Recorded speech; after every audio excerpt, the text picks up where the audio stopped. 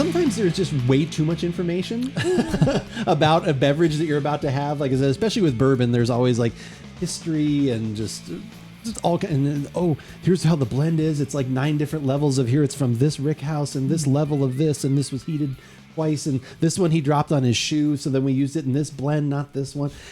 It sometimes can be very overwhelming and a lot. But the real thing to find out is it even taste good at the end of the day? That's true.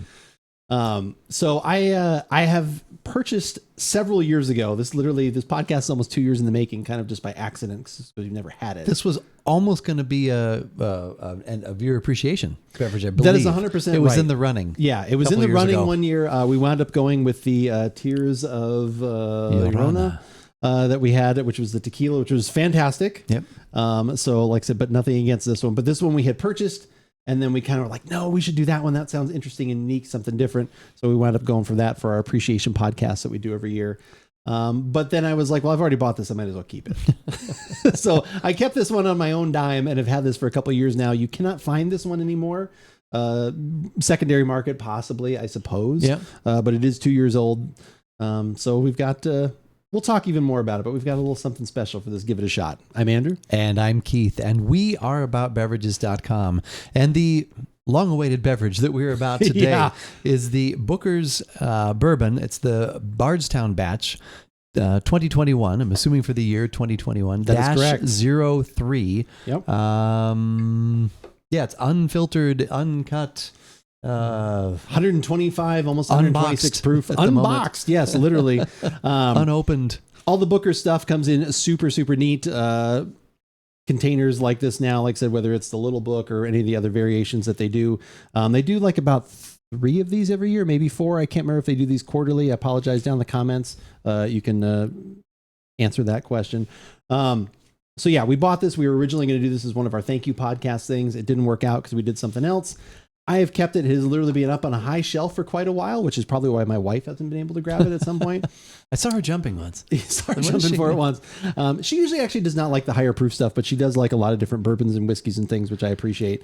But I was finally just like today, I'm like, you know what? We need to open this up. We need to have it, see how it is. It's been aged 6 years and 5 months. There's a ton of information linked down below. Like I said, we're not going to go through all of it. It's a blend of 6 different barrels from different rick houses and all different kinds floors, of information. Different. Yeah. Again, that's Crazy. what I went for, is that there's like tons of different information, amazing packaging. We're going to open it up. This was always, at least Booker's in general was a favorite of someone that we used to work with that was always a good friend. Yes. So it is nice. It's really cool packaging. That is very cool. Yeah. The box itself is going to cost even comes with a little right card that gives you a little more information. Do you remember what the price was? I thought it was around 100-ish. Yeah, it was $100. It was $100. All right. Like I said, it was right in that. We'll just go right out. And sometimes when we're looking for things for our year-end podcast, we're looking to spend a little bit more. Mm-hmm. Not that necessarily is necessary, but that's usually what we do because we're thinking we're going to get something we normally wouldn't get.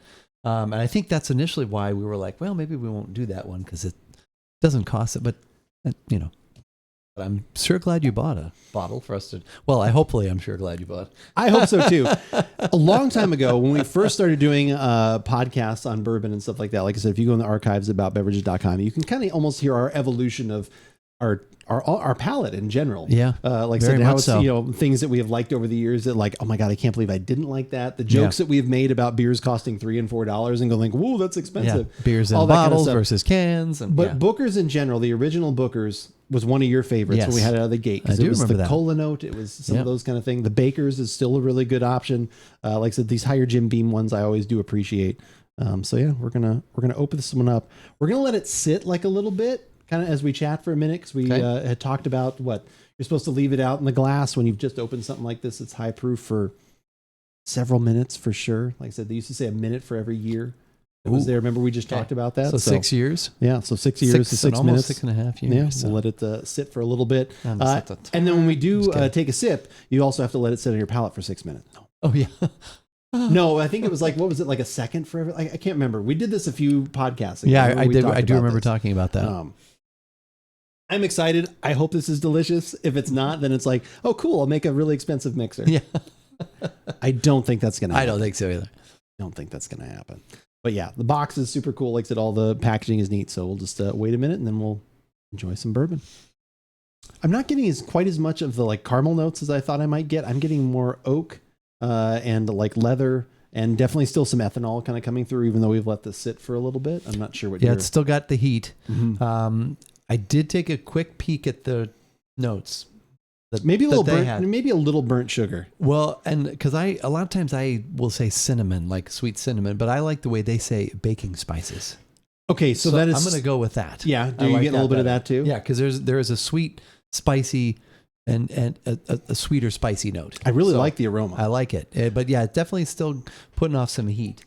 But it's overall, other than that, it's somewhat understated, I think. I think so too. It is a nice balance of all those things, but it's not like, oh, I'm getting hit with this. It's like a nice blend of all those things. It's funny you mentioned baking spices because I had some of the Angel's Envy Caribbean cask or whatever the other night.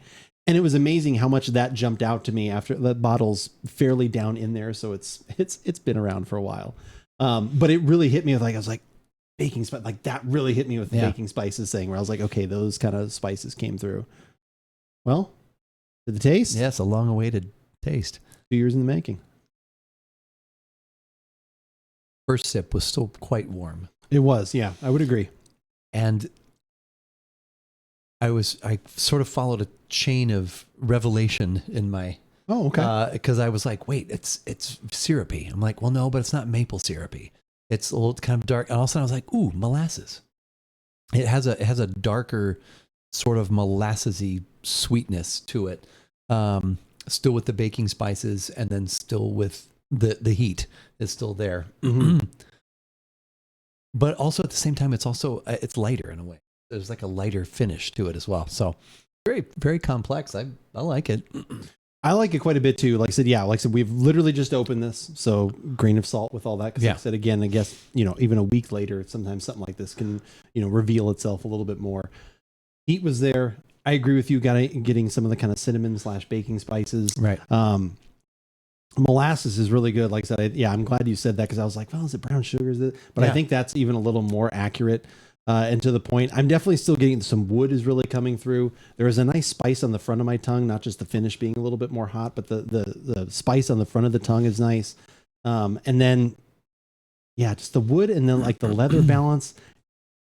And there's a viscosity to it, but I wish it was maybe a little heavier. Yeah. When it comes to the actual mouthfeel, but there is some viscosity to it. But like you said, it's almost a little lighter. It's very classic. What I remember whenever I've had Booker's, there's kind of this pop in the middle where it's effervescent isn't quite the right word, but it's almost a little floral. Yeah. With some of that, with all those flavors just kind of wafting up. Yeah. And I really like it. This is really good.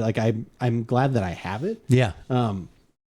And it makes me want to try some more of these and almost compare and contrast a little bit. Can you actually tell the difference between the Bardstown and some of the other editions that they have done? Yeah. Obviously, we can't get the ones from this year, but right. Because I held on to this one for a while. Right. But if we buy another one, either at the end of the year for a thank you podcast or something else, it'd be interesting to try a comparison. And maybe that would be even an interesting thing for a thank you pod. If we did the here we bought another version of this one, and now we can still try the older one that was going to make it do these. How do they compare? And still it's an appreciation in that way. But I really like this. Like I said, the complexity is there. Yeah, it is definitely not for the faint of heart, I would say. No, because of that heat. Unless that after it sits even a little bit longer, unless some of that heat backs off a little bit, it is quite warm. It is quite warm. And we have had a lot of other high proof things before on the podcast. So if you want to go back and look at any of those things, you can find them in the archives at AboutBeverages.com.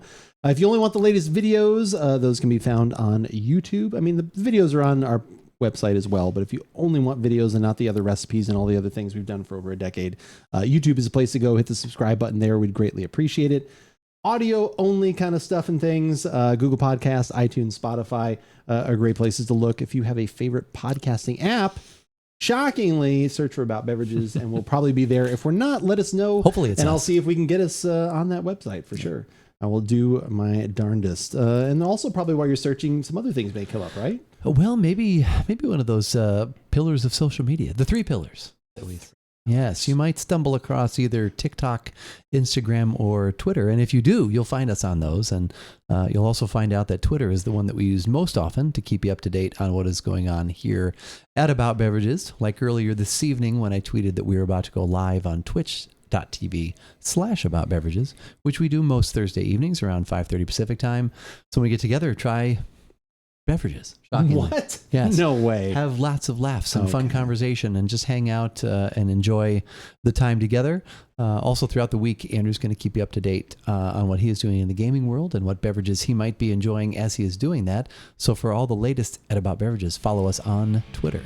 But, as we always say, whether we like it or not, you should give it a shot.